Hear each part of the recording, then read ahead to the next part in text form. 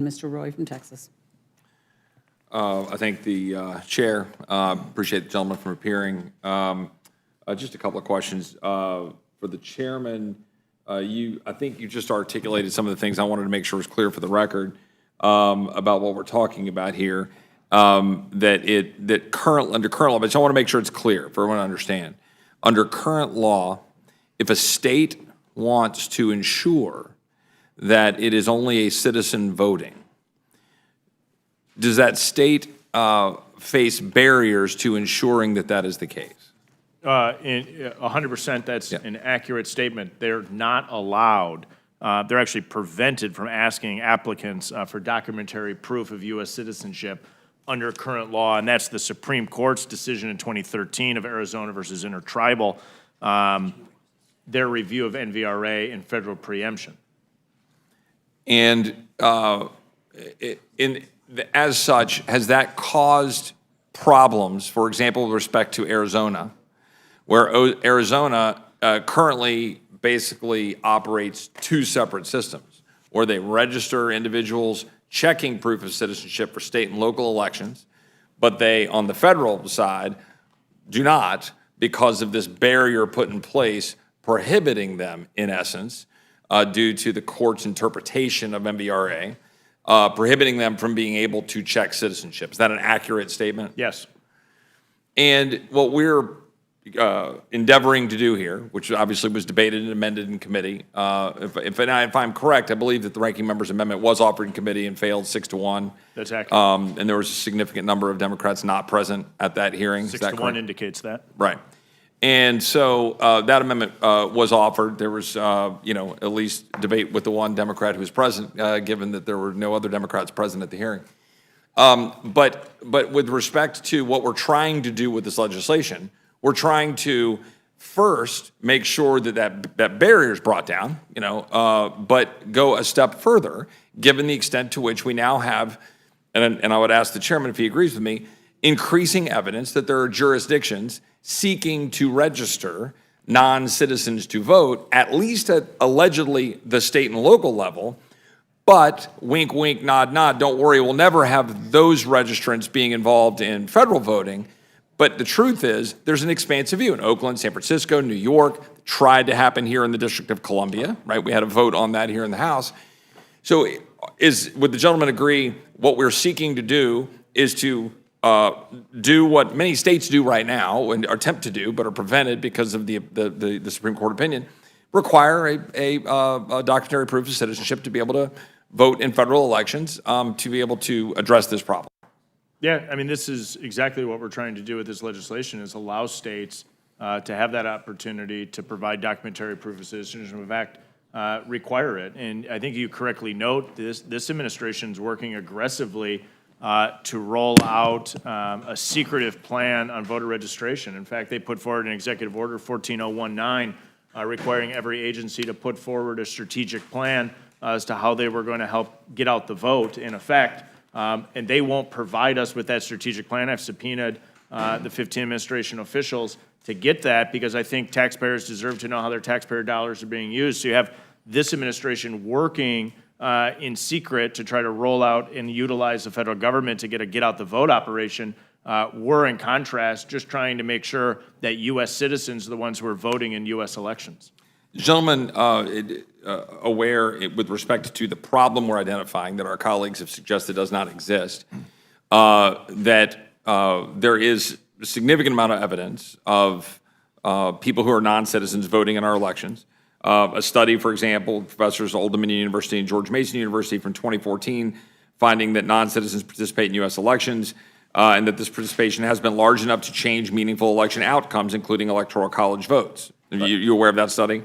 Yes, and we've looked at a number of examples in our committee hearing. I actually think one of the most pertinent examples is the congressional review of the 46th congressional district race in California in 1996, where they actually did a retrospective analysis on who voted. And it was documented that 624 non-citizens voted in that election. And if we extrapolate that across 435 House districts, or you just look at it at a House district where we know often House races are determined by less than 600 votes. We have a colleague from Iowa where it was 6 votes. And so there is documentary proof of non-citizens voting in U.S. elections, and this is why your legislation is so essential. And it's true that there are multiple states in which in the electoral college process are states that have been determined by thousands of votes, right? I mean, 10,000 votes in Georgia, less than that in certain other states, 15,000, you know, so those votes are meaningful. In my home state of Wisconsin, a landslide is 20 or 30,000 total votes. I mean, Right. a few thousand votes here or there can swing any battleground state. The study that I quoted from Old Dominion George Mason estimated that 6.4% of non-citizens voted in the 2008 election, which would represent 1.2 million non-citizen votes cast. I do want to, with all respect, correct my friend from South Carolina. There was a report out of Texas of a number that he quoted about 95,000. He said almost 100,000. That number was later corrected to be 25,000. There was a mistake in the counting. But for the record, there were 25,000 in Texas in that report. Virginia last year removed 1,481 voter registrants for non-citizen status. North Carolina conducted a study in 2014 with over 1,400 registered voters. In 2024, an audit carried out in Ohio flagged 137 individuals. There's list after list after list. And I would note that there are examples. I assume my colleague is aware of certain of our Democrat colleagues, one in particular in January 2024 saying, quote, "I need more people in my district just for redistricting purposes," in a direct response to the border crisis. Does the gentleman remember that Very much so. statement? In other words, the idea that there's not a problem is belied by the facts. The idea that there's not a problem with respect to our border is, of course, belied by the facts. And I'm always entertained by this notion that, well, it's illegal already. Why do you guys need to do this? Well, number one, well, then what are you worried about? Number two, if it being illegal solves the problem, then the fact that it is illegal for people to enter the United States, you would think would solve this rather enormous problem of millions of people being released into the United States, correct? That's spot on. Yet here we sit. I would note, in addition, that we've got some people raising issues about that this will cause a burden to those who wish to vote for citizens. Is the gentleman aware is that the list of items that we put in the legislation mirrors numerous existing state laws? For example, that bastion of wing nuttery, the state of Massachusetts. The language that we put in the bill is very similar to that which is put forward by the state of Massachusetts. The gentleman agree? Yep. And the documentation that we talked about, we have provisions replete in the bill to allow people and allow administrators to create mechanisms, for example, for women, spouses who change names, individuals who want to be able to provide a different route to be able to provide evidence if they run into a barrier with, coming up with a passport or a real ID or in the military examples. Is that correct? The EAC opportunity to provide that guidance to states is a key component of the bill. And a last, I think, important point, which is the extent to which this is very inherently a role for Congress and a federal issue. The extent to which the Constitution very much contemplates that, of course, the time, place, and manner of holding elections, shall be prescribed in each state by the legislature thereof, but the Congress may at any time by law make or alter such regulations, right?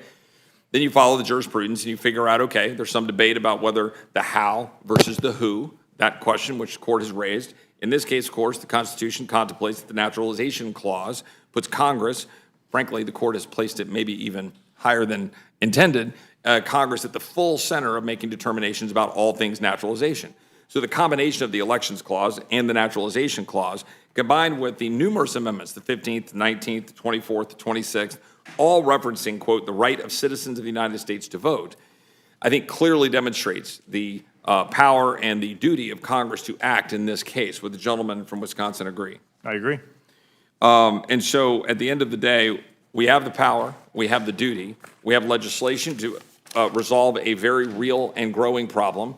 We have 80+% of Americans wanting us to solve said problem and guarantee that only citizens vote. We have put forward legislation to do that under the powers that we have under the Constitution. We are solving a real barrier to states being able to conduct their duty to do this and providing a mechanism for federal elections only, a requirement that it be consistent across the country. Is that a fair characterization? It's fair. I yield back.